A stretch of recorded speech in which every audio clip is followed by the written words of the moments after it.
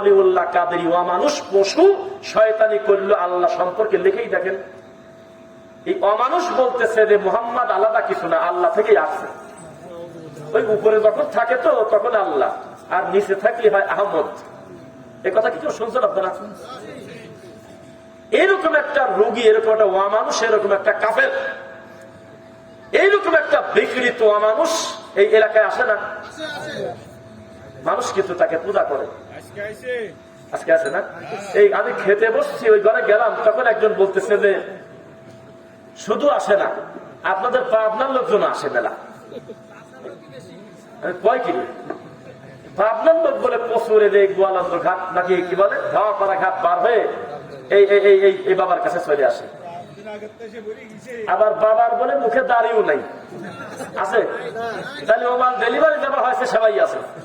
আব্দুল্লাহ হিসেবে আল্লাহকে বলি আলহামদুলিল্লাহ, শান্তি অবতীর্ণ হোক আল্লাহ রাসূলের উপরে। আল্লাহুম্মা সাল্লি আলাইহি আল্লাহুম্মা বারিক আলাইহি। কেমন আছেন সকলে? যেহেতু এটা জুমার খুতবা না, আলহামদুলিল্লাহ, যেহেতু এটা জুমার খুতবা না, আমরা বক্তা শ্রোতা সবাই কথা বলবো। কথা বুঝতে পারলেন? প্রয়োজন যতটুকু ইনশাআল্লাহ কথা বলতে হবে। আর মাইকের দায়িত্ব থেকে ওদের সাথে তোমার কথা বলার দরকার কি? এখানে যদি 90টা মাইক্রোফোনও থাকে, তোমার এই মাইকের সাথে কোনো সম্পর্ক নেই, তুমি দেখো নাই কোনোদিন, তাই এটার সাথে এটার কোনো সম্পর্ক নেই। তুমি চেষ্টা করো তোমারটা ঠিক রাখার, সাউন্ডটা একটু ডিপ করো। আর আমাদের কানে আসবে সে মাইকটা কাউকে দিয়ে ঘুরিয়ে দাও, দরকার হয় উপরে উঠে এই স্টেজের ভিতরে যে শব্দ আসতেছে ওইটা একটু জোরে দিয়ে দাও। আমাদের কানে আসতেছে না শব্দ, বাইরে যতই ভালো হোক এদিকে দিয়ে দেওয়া। কেউ কারোর সাথে কথা বলে না। আলহামদুলিল্লাহ, তারা অনেক কষ্ট করে, অনেক খেদমত করে। ওদিকে আপনারা তাকাবেন না, আমাদের ভাইয়েরা যেটা বসে তারা তাদের কাজ করতে থাকুন। তো আপনাদেরকে একটা কথা বলি, বলেন তো দেখি, কথা বলা 2-3 বছরের একটা বাচ্চাও পারে না? 3 বছরের বাচ্চাও কিন্তু টুকটাক ভালোই কথা বলে না? আচ্ছা, ওটা বাদ দিলাম, 5 বছরের বাচ্চা কথা বলা জানে না? কে মামা, কে খালু, কে চাচা, কে আব্বা, কে মা, কে ভাই, বোঝে না? তার মানে এই জ্ঞান ওর আছে কি? কথা বলা শিখতে সর্বোচ্চ 2 থেকে 3 বছর, 4 বছর লাগে। আর কোন জায়গায় কোন কথা বলতে হবে এটা শিখতে কারোর 80 বছরেও হয় না। তো জ্ঞান হলো 2 ধরনের, 1 জ্ঞান, 2 কাণ্ড জ্ঞান। শুনতেছেন কথা?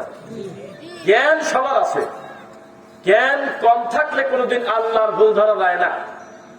পণ্ডিতার জ্ঞান কত বেশি ছিল যে আল্লাহকে বলতেছে খলাকতানি মিন নার ওয়া খলাকতাহু মিন তিন। আল্লাহ সিদ্ধান্ত মনে হয় উল্টে করে ফেললেন। আপনি একটু পরিবর্তন করেন, আপনার ভুল গেল। সিজদা তো উল্টা আদম আমাকে দিবে, সেটাই হওয়ার কথা। আমার চোখের সামনে আপনি মাটি দিয়ে বানালেন, এই জিনিসটাকে আমি সিজদা দেই কিভাবে? আল্লাহকে একটা বুঝ দিচ্ছে, বলেন নাউযুবিল্লাহ। তাহলে আপনার কি ধারণা ওনার জ্ঞান বুদ্ধি কিছু ছিল না, তাই না? ছিল না? সাধারণ পণ্ডিত হলে, সাধারণ জ্ঞান হলে নিজেকে কোনোদিন সৃষ্টিকর্তা দাবি করা যায় না, তাও ছোট আল্লাহ না, বলতেছে আনা রব্বুকুমুল আ'লা, উপরে ছোটটা, নিচে হলো বড়টা, আমি ফেরাউন। জ্ঞান নাই এ কথা বলেন না। বেদাতপন্থী আলেম উলামা যারা মানুষকে বেদাতের দিকে আহ্বান করে, ভুল কথা বলে, তাদের জ্ঞান নাই এই কথা আপনি বলেন না। জ্ঞান না থাকলে 20 বছর কি খেয়াল খাইছে?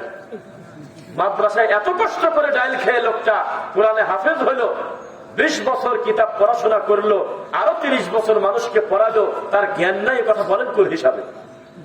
জ্ঞান আছে কিন্তু কাণ্ড জ্ঞান নাই। কি নাই? কাণ্ড জ্ঞান নাই। কথা কি বুঝতেছেন আমার? তাহলে আমি যে একটা ছোট দাবি করে ফেলবো আপনাদের, পরে ওই চা খাওয়ার দোয়া আরো জোরে লা ইলাহা, এগুলো তো বলবো না। সেটা কি শুনবেন? এই আদরের বিছনা ছেড়ে বক্তার সাথে একটু মুখামুখি হই, যাতে পিছন থেকে কেউ এসে আপনাকে না ডিঙায়, আপনি বুঝতেই পারবেন না যে পরে এসে কে বসে গেছে, ইনশাআল্লাহ।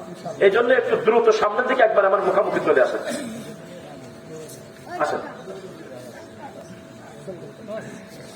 সর্বোচ্চ একটা তাকবীর দিয়ে আমরা একটু নড়াচড়া করি। লিল্লাহি তাকবীর, আলহামদুলিল্লাহ।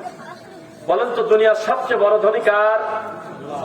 ওয়া রাব্বাকা ফাকাব্বির। আল্লাহর নামের ধনী হলো সবচেয়ে বড় ধনী, সেটার নাম হলো আল্লাহু আকবার। মনে থাকবে? তো আজকের বক্তব্যের একটা অংশে আমি রাখবো, অবশ্যই বিদআত শিরক থাকবে এবং লাস্টের 20 মিনিট আমি আমার মা বোনদের জন্য ইনশাআল্লাহ বক্তব্য দেব। তবে যেহেতু এটা একটা শিক্ষা প্রতিষ্ঠানের মাহফিল, কিসের মাহফিল? শিক্ষা প্রতিষ্ঠানের মাহফিলে এলেম সম্পর্কে বক্তব্য দেওয়াটা জরুরি বলে আমরা মনে করি। বোঝা যাচ্ছে? তো এলেম এক জিনিস, জ্ঞান এক জিনিস, আর কি এক জিনিস? কাণ্ড জ্ঞান। মানে একটা শিক্ষিত মানুষ, একটা মাস্টার মানুষ, সে একটা মেয়ের সাথে একটা খারাপ কাজ করে ফেলছে শয়তানের ধোকায়, তখন মানুষ তাকে কথা বলে না যে এই মাস্টারের লেখাপড়া কম ছিল তাই কাজটা করছে, কেউ বলে না। এই মাস্টারের অঙ্কের জ্ঞান কম তাই এই কাজটা করলো, কেউ বলে?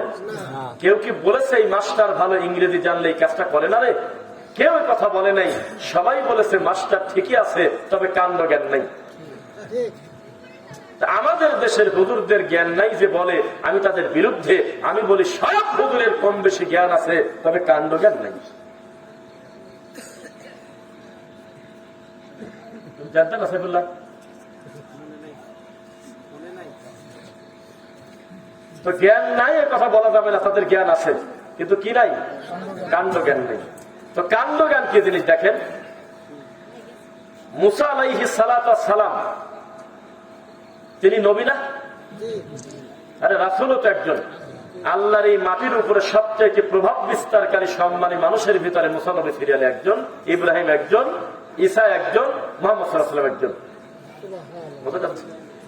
এত বড় নবী, সেই নবী খিদিরের সাথে তার একটা ঘটনা ঘটে নাই? তো ঘটনা যতটুকু ঘটছে আমরা ততটুকু তো বলবো কি? এই পীর ফকিররা কি করছে দেখেন, নাউজুবিল্লাহ।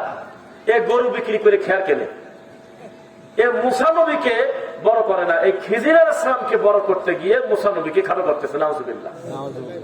আর এই বক্তব্য হচ্ছে আপনার গোয়ালন্দ ঘাটে হাজার হাজার মানুষের সামনে আপনার পীর বলতেছে চিৎকার দিয়ে যে মুসা হলে চলবে না রে বাবা, খিজিরের ইলম লাগবে। আবু বকর হলে চলবে না রে বাবা, এ আপনার কি ওয়াসকরণীর জ্ঞান লাগবে। ঘুরে ফিরে তারা বারবার বলতেছে মুহাম্মদ সাল্লাল্লাহু আলাইহি ওয়াসাল্লাম আবার কে? নাউজুবিল্লাহ। আরে আবু বকর আবার কে? মুসা নবী আবার কে?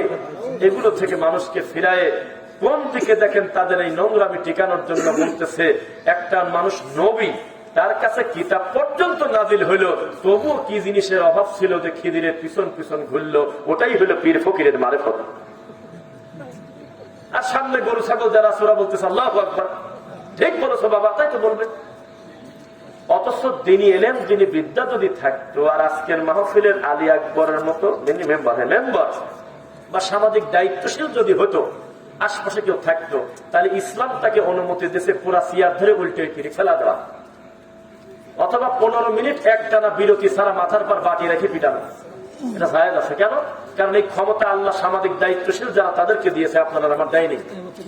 অথবা প্রশাসনিক ভাবে তাকে একটা তুলে দেওয়া, যে হাত দেশে কোন জায়গায় নবীর কথা, কোরআন মাজিদের কথা, যেই কোরআনে খালি মুসা আর ফেরাউন দিয়ে পূর্ণ করা, এত বড় একজন দামি নবীর ব্যাপারে কি কথা বলে, ও খিজিরের দিকে ফোকাস করে, কিন্তু মুসা নবীর বড় করে না। উম্মতে মুহাম্মাদীর শ্রেষ্ঠ 4 জন সন্তানের নাম বলতে পারবেন? উম্মতে মুহাম্মাদীর সবচেয়ে দামি মানুষের 4 জনের নাম বলেন তো দেখি সবাই। এই কথা যদি কারো সন্দেহ থাকে, সেটা কি মুসলিম না কাফের? আবু বকর রাদিয়াল্লাহু আনহুকে বড় করা যাচ্ছে না কেন? সিরাজগঞ্জের একজন দায়িত্বশীল গত পরশুদিনের প্রোগ্রামে এসে বলতেছে, হুজুর কেমন আছেন? ভালো। মুসাফা করলো, এই হচ্ছে মাসামা, কপাল টপাল হাত হাত বুকে মারলো, গেল এর তো কতই করে। ওই লোকটার আপন মায়ের পেটের বড় ভাই আমাকে ইশারা করে বলতেছে, আমার ভাইয়ের সাথে কিন্তু আমার ঠান্ডা যুদ্ধ চলে। কেননা আমি ভালোবাসি হলে আপনাদেরকে, আমি ভালোবাসি শাইখ আব্দুর রাজ্জাক বিন ইউসুফ হাফিজাহুল্লাহকে, আমি ভালোবাসি ডক্টর আসাদুল্লাহ গালিবকে, আমি ভালোবাসি ডক্টর শহীদুল্লাহ খান মাদানীকে, আমি মূলধারার সালাফি বিদ্বানদের বক্তব্য ভালো লাগে, আমি শুনি, আপনাদের আলোচনা শুনি, কিন্তু আমার ভাই আমাকে দেখতে পারে না। অথচ দুইজনই কিন্তু সামাজিক বড় দায়িত্বশীল, বিশাল বড় সম্মানের। কোন জায়গাটা বললে খুঁজে বের করবেন দরকার নেই। তা আমার ভাইয়ের সাথে আমার একটু দ্বন্দ্ব লাগে, 2 ভাইয়ের মাঝে আমার ছোট ভাইকে একটু দাওয়াতে কাজ করে দেন। আর ছোট ভাই বলতেছে আমার ভাই গোমরা হয়ে গেছে, একটু হেদায়েতের কথা বলে দেন। এই 2 ভাই ঠান্ডা যুদ্ধ চলতেছে। এক ভাইকে আমি বললাম যে আপনার কোনো কথা আমি শুনবো না, আমি শুধু জিজ্ঞাসা করবো উম্মতে মুহাম্মাদের সবচেয়ে দামি মানুষের নাম কি? তো কিছুই কয় না। আমি বললাম আবু বকর তুমি মাথা নাড়াচাড়া করায় না, উমার কিছুই বলে না, ওসমান কিছুই বলে না, আলী কিছুই বলে না। আল্লাহর কসম আমি তখন ভয় পাইছি যে আল্লাহ, একটা নামাজি লোকের সামনে আমি বলতেছি আবু বকরের নাম, কিন্তু ভিতরে জোশ নাই, কোন আবেগ নিয়ে হা না কিছু বলে না, নিউট্রাল আছে, ব্যাপারটা কি? হয়তো ভয়, নাস্তিক টাস্তিক কিনা এমনি ভাবতেছি। হঠাৎ করে উনি বলতেছে এতই যদি ভালো হবে তাহলে জব্বা পাইল না কেন? অযৌক্তিক টাকা দেখেন, আমার সামনে সাক্ষী আছে দুইজন, সাইফুল্লাহ আর হলে আমাদের জুয়েল ভাই, এই দুইজন ছিল। কয়েদি এত যদি ভালো হবে তো জব্বা পাইল না কি কামে? এবার আপনাকে আমি বলি, 1 কোটি ওয়াজকরণী পাগল যদি এক জায়গা করেন, আবু বকরের এক রাতের ইবাদতের সমান হবে বলে মনে করেন? অথচ মানুষের চোখে শয়তান কিভাবে পেশাব করছে দেখেন, পীর তাকে কিভাবে নষ্ট করে দিয়েছে যে আবু বকরের নাম শুনলে ভিতরে জোশ আসে না। উমারের জান্নাত আমার নবী অগ্রিম দেখে আসে হইলে মিরাজে যায়, আসি বলতেছে উমার তোমার জান্নাত দেখে তো আমারই লোভ হচ্ছিল, আল্লাহ ফাঁস করে দেওয়ার আগ পর্যন্ত তো আমি মনে করছিলাম এই জান্নাত মনে আমার, এত সুসজ্জিত করে তোমার জান্নাতকে সাজানো, পরে বলতেছে যে না, এটা মুসানবের জন্য প্রস্তুত করা। তো তোমার সম্মানের কারণে আমি ভিতরে ঢুকি নেই। সুবহানাল্লাহ। এই উমারের নাম নিলাম, লোকটার ভিতরে কোনো ফিলিংস নাই। যেই ওয়াজকরণের কথা আসছে লাভ দিতে বলতেছে উনি মারেফতের সবচাইতে বড় সাগরে ডুব দিয়ে আল্লাহ সবচেয়ে বেশি কাছে, সে কারণেই তো আমার নবী তাকে জুব্বা দিছিল। তখন কি আর চুপ থাকা যায়? তখন আমরা বললাম যে ওয়াজকরণী আমাদের দৃষ্টিতে, আপনাদের দৃষ্টিতে লোকটা ভালো না খারাপ? তো অবশ্যই সে বলতেছে বিশাল বড় আল্লাহওয়ালা ভালো মানুষ। তখন আমি বললাম যে ওয়াজকরণী ভালো না আব্দুল্লাহ বিন উবাই সলুল ভালো? কিসের সাথে কি একজন মুনাফিকের লিডার আর একজন হলো জুব্বা পাইছে তার দাবি। তাই আমি বললাম জুব্বা পাওয়া না পাওয়ার সাথে কোন মানুষ একজন মানুষকে ভালোবেসে অথবা আমার পাশে বসে একজন বক্তব্য শুনতেছে, আমার এমনি ভালো লাগছে, মাথার টুপিটা ফেলি তাকে দিয়ে দিছি, না দেওয়া যায় না। কোন বিশেষ বরকতের আশা আবার করবেন না। অনেক জোকার দেখে এরকম করে, হুজুর আপনার মাথার টুপিটা দেন, যার জামা নিচ্ছে খুলিয়ে, অনেক সময় জ্ঞান দীপন্ত খুলিয়ে নেয়, এটা কি বরকতের কিছু? এটা হালাল হারামের কিছু? এই মেন্টালটা বোঝে না। ডক্টর জাকির নায়কের কাছে লোকজন গেলেই বলে খালি টুপি চায়। আবু তাহা আদনান ভাই একটা বক্তব্যে বলল যে আমি ওরকম ছায়া ফেলছি, আপনার মাথার টুপিটা আমার দেন। তখন উনি বললো যে আচ্ছা বিষয়টা কি, তোমার টুপি চাও কি কামে? তোমাদের এই বাংলাদেশের লোক খালি টুপি চায়, ব্যাপার কি? তার মানে উনি বুঝতে পারতেছে এটা তো ব্যক্তিপ্রদা হয়ে যাচ্ছে। মানুষের টুপির ভিতরে, তার কোটের ভিতরে, তার জামার ভিতরে, তার জুতার ভিতরে আলাদা বারাকা নাই, আছে? তো এই পীর ফকির থেকে এগুলো আসছে। আমি বললাম যে প্রথম কথা, ওয়াজকরণী আল্লাহর নবীর জুব্বা পায় নাই, এ কথাই ঠিক। যদি পায়, এই জুব্বা পাওয়ার না পাওয়ার সাথে শরীয়তের হালাল হারামের কোন সম্পর্ক নাই। এটা ইসলামের কিছু, এটা কি ইসলামের কিছু? এবার আমি আপনাকে বলি, মুহাম্মাদুর রাসূলুল্লাহ সাল্লাল্লাহু আলাইহি ওয়াসাল্লাম, শুনতেছেন কথা? এই নাম শুনলে দরুদ পড়বেন আপনারা। মুহাম্মদ সাল্লাল্লাহু আলাইহি ওয়াসাল্লাম, এই রাসূল সাল্লাল্লাহু আলাইহি ওয়াসাল্লাম বলতেছেন, কেন লাগবে না, খালি খালি চলে না, পাশে রেখে দেন। এই মানুষগুলো ভাববেন যে এটা আলাদা কি উদ্ধার পাচ্ছে না, ফাংশন দিতে। তো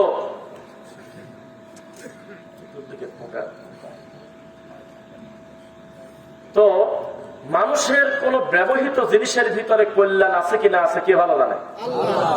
মুহাম্মদ সাল্লাল্লাহু আলাইহি ওয়াসাল্লাম কিন্তু কোন মানুষের রক্তের ওয়ারিশ রেখে দেয়নি। তিনি গেছেন এলেমের ওয়ারিশ রেখে। কিসের? দাওয়াতের ওয়ারিশ রেখে গেছে। নইলে আপনার ওলিউল্লাহ কাদরি হুজুর এ কথা কিভাবে বলতে পারে যে আমি হলো নবীর বংশ, আর উপরে যখন আল্লাহ থাকে তখন আল্লাহর নাম হয় আহাদ, আর নিচে যদি থাকে তার নাম হয় মুহাম্মদ। তাহলে এই কথা বলার পর সে তো মুসলমান তো বহুদূরের কথা, সে ফেরাউনের খুব নিকটবর্তী না?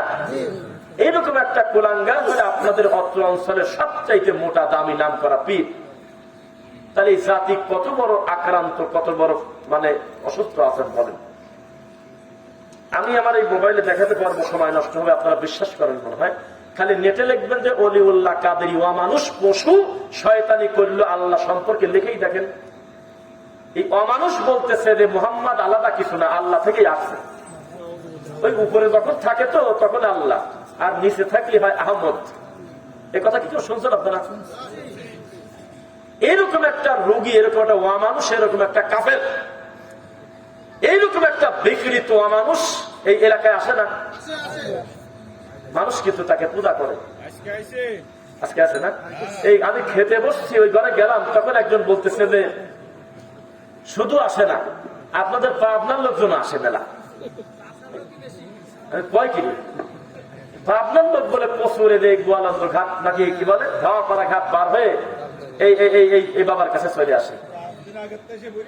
আবার বাবার বলে মুখে দাড়িও নাই, আছে তাহলে ওমান ডেলিভারি দেওয়া হয়েছে, সবাই আছে। এই লোকের কাছে মানুষ যায় রে, এই দুঃখ রাজবাড়ির লোকের কোথায় রাখবেন আপনি? মুহাম্মদ সাল্লাল্লাহু আলাইহি ওয়াসাল্লাম কোন সম্পদের ওয়ারিশ রেখে দেয় নাই, কিসের ওয়ারিশ রেখে গেছে? এবার আপনারা জানা লোক যারা ওভার কনফিডেন্স, তারা কিছু বলবেন না। বলেন তো মসজিদ কার ঘর? মাদ্রাসা কার ঘর? কার ঘর? আবার বলেন কার ঘর? আপনাদের চাপে পড়ে ভাই বন্ধ করে দিয়েছে।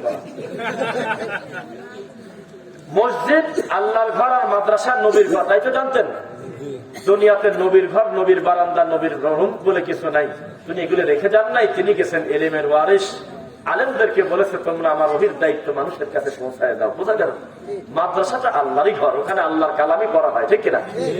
তো আমি যেটা বলতেছিলাম, জ্ঞান এক জিনিস আর কি এক জিনিস, কাণ্ড জ্ঞান এক জিনিস।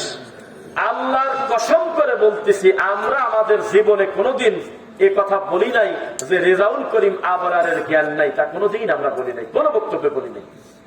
প্রচুর জ্ঞান, কিন্তু কাণ্ড জ্ঞান নাই। কি নাই? কাণ্ড জ্ঞান থাকলে এত বড় জ্ঞানী মানুষ কিভাবে একটা পীরের পায়ের কাছে পড়ে থাকে? এত বড় জ্ঞান থাকার পরেও তার যদি কাণ্ড জ্ঞান থাকতো, তাহলে চরমনার কি দালালি করতে আপনি মনে করেন? যাদের ফাউন্ডেশনটাই হলো কুফরির উপর প্রতিষ্ঠিত। অথচ আমি আপনাকে এর আগে বলেছিলাম যে চরমনাই যেখান থেকে ডেলিভারি হয়েছে, সেখান থেকে শুরু করে আজও পর্যন্ত গোটা পীর ফকিরের ভিতরে ওদের সিলসিলায় এমন কোন জ্ঞানী মানুষ নাই তার জ্ঞান আবরারের থেকে বেশি। কিতাবি জ্ঞানও নাই, ফিকার জ্ঞানও নাই, কোরআন শুদ্ধর জ্ঞানও নাই, আর কিছুই নেই। এত বড় জ্ঞানী ছেলেটা এর দুনিয়াতে মনে হয় আসছেই শুধু তার চরমনার ইল্লাল্লাহ ঠেকানোর জন্য। এটা মনে করেন না মাঝে মধ্যে?